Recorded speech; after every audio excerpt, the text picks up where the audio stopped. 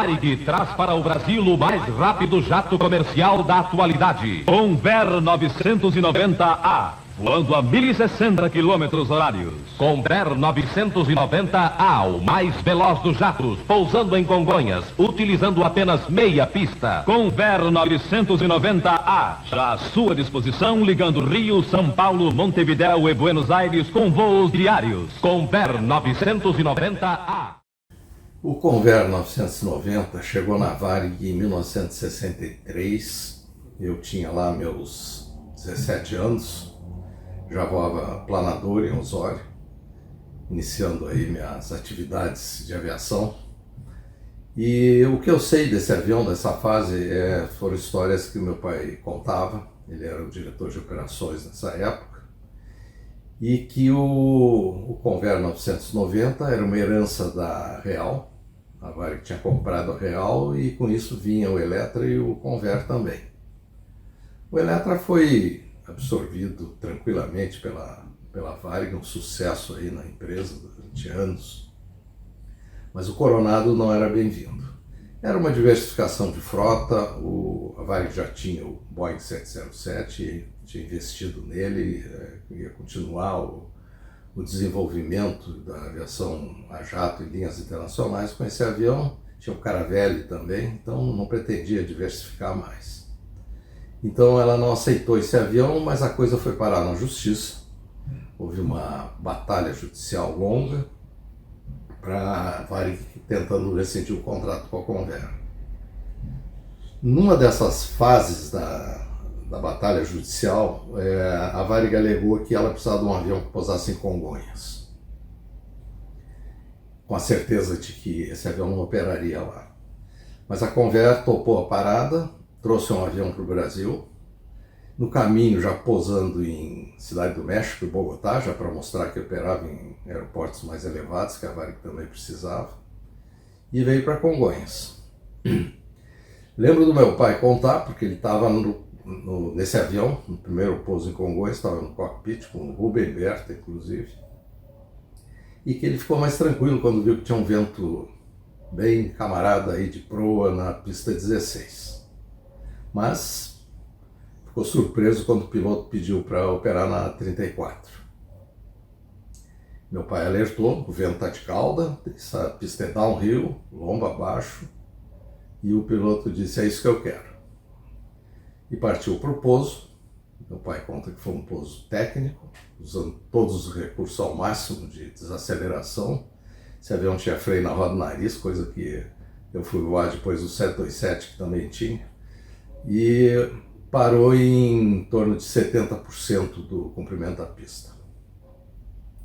Depois fizeram outros voos com esse avião, simulando pesos altos de decolagem, cortando o motor no avião e tal, e ali ficou provado que o avião operava em Congonhas.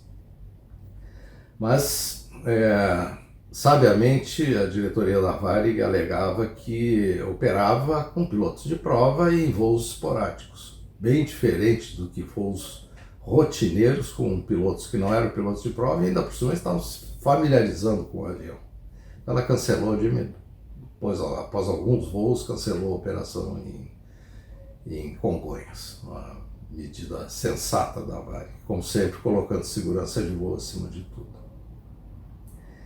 Esse avião encerrou a carreira na Varig em 71, eu entrei na Varig em 68, então ainda tinha, acho que era um avião voando.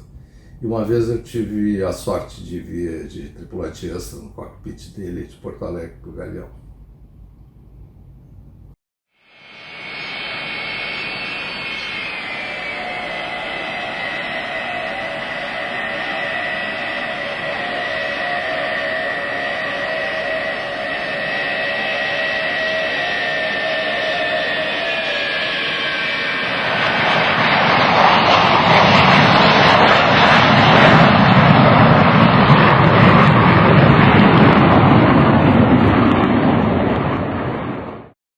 Olá pessoal, vamos hoje conversar um pouquinho sobre o Convair 990A, o Coronado que está aqui. Esse avião teve uma passagem relativamente curta na Varig, principalmente um deles, o VJ Eco, que ficou apenas 4 anos. Esses aviões foram recebidos porque a Real tinha encomendado os aviões e depois a Varig foi obrigada a assumir a comprar o consórcio Real. Então não era a Varig inclusive tentou desfazer o negócio, mas não conseguiu e acabou vindo para a frota da Varig. Esse avião tinha uma relação diferente, ele foi o jato comercial mais rápido que foi fabricado. A velocidade indicada do avião era em torno de 1.050 km por hora.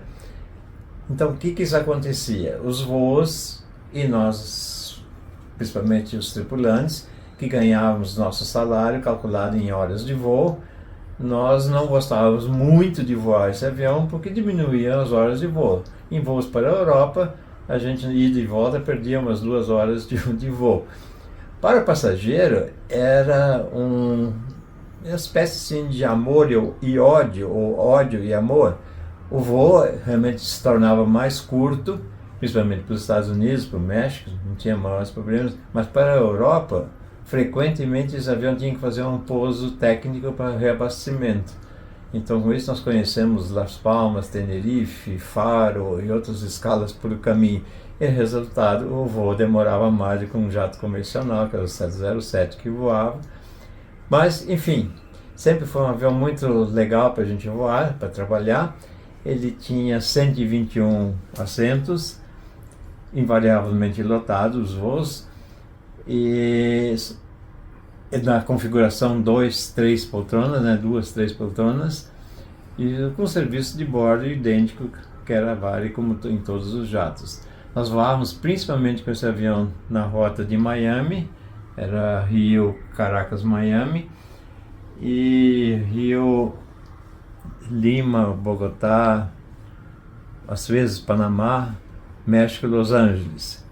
Então, e principalmente nessas 2 rotas que esse avião era muito empregado. A tripulação, enfim, para trabalhar, o avião era excelente, tinha uma cozinha muito boa e muito espaçosa, e fazíamos o serviço normal como era um padrão Varig. As tripulações, principalmente os comandantes, eram gente muito bacana, a gente tinha uma afeição e a tripulação era muito coesa.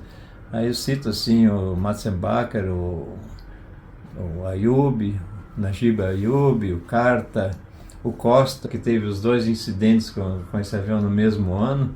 Um abortou uma decolagem em Bogotá e 2 meses e pouco depois ele fez um pouso praticamente sem roda em Caracas, com 2 aviões diferentes.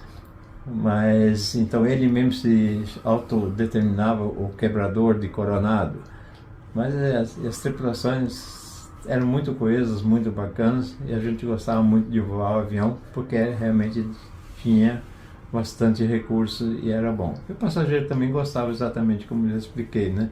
Que o voo era mais rápido. Para ter uma ideia, o recorde de voo entre Viracopos e Porto Alegre, porque o voo inicial que a Varig fazia era via Congonhas, mas isso foi só alguns meses e a operação era muito no limite, então depois substituiu Congonhas por Viracopos e nós chegamos a fazer Viracopos Porto Alegre em 58 minutos, né? Então realmente era bem rápido.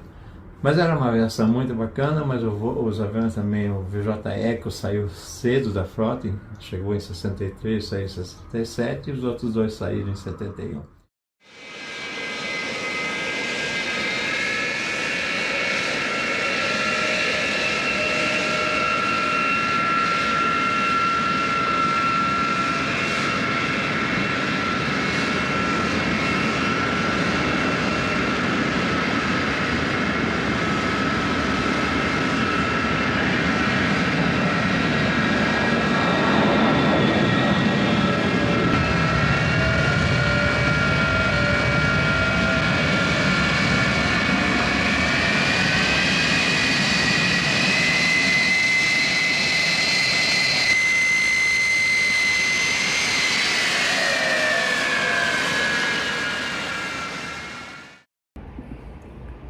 E hoje nós vamos falar do Convair 990, também conhecido como Coronado, que eu tenho certeza que muitos da galera mais jovem sequer ouviram falar desse avião.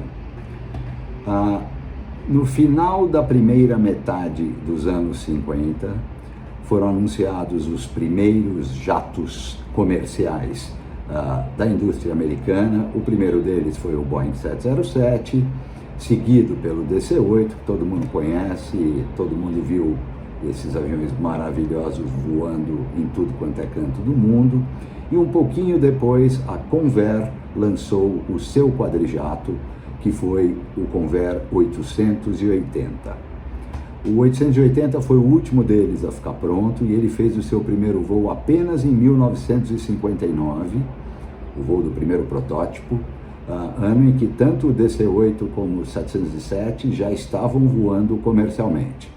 O 880 ele tinha uma característica que o diferenciava bastante do 07 e do DC-8, que era o seu tamanho. Ele era menor, era um avião que caberia na configuração máxima, que cabia na configuração máxima 110 passageiros e que, portanto, era utilizado nas rotas domésticas dos Estados Unidos, sobretudo no costa a costa. Ele voava um pouquinho mais rápido que o 07 e que o DC-8, mas levava muito menos passageiros. Ele foi encomendado originalmente pela Delta e pela TWA, que fizeram investimentos importantes no projeto, sobretudo a TWA, cujo acionista controlador era o Howard Hughes, para quem dinheiro não era problema e que sempre gostava de ser o maior, ser o melhor. Muitos de vocês assistiram o filme O Aviador, que era a história da vida dele.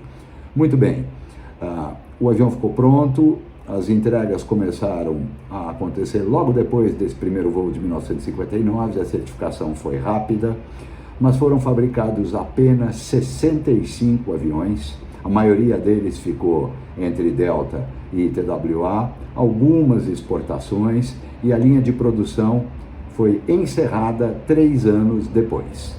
Mas, em 1960, a American Airlines, que já voava o 07, buscou algo diferente. Ela queria oferecer o serviço de costa a costa, num tempo de pelo menos 45 minutos mais curto do que o 07 e o DC-8 faziam, desbancando assim os principais concorrentes, que eram a United com seu DC-8, também tinha a National, mas a principal era a United, e a Pan American com o 07, assim como a TWA.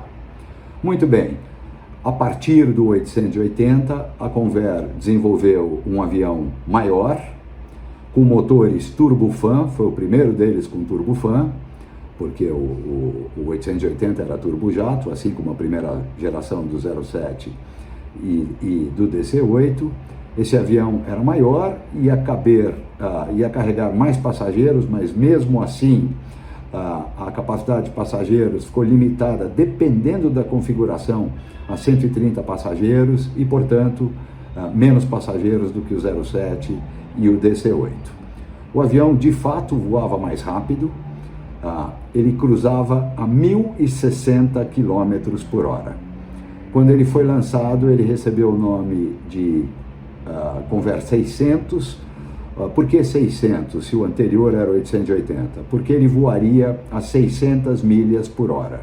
Mas, como ele era uma evolução do 880, em termos de marketing, o pessoal achou que 600 não ia ser legal e mudou o nome para 990. E assim ele foi lançado e fez o seu primeiro voo em 1961.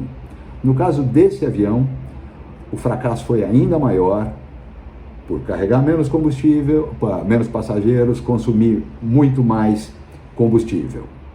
O que aconteceu? Ele foi fabricado apenas por 2 anos e apenas 37 unidades, incluindo os 2 primeiros protótipos, foram fabricadas.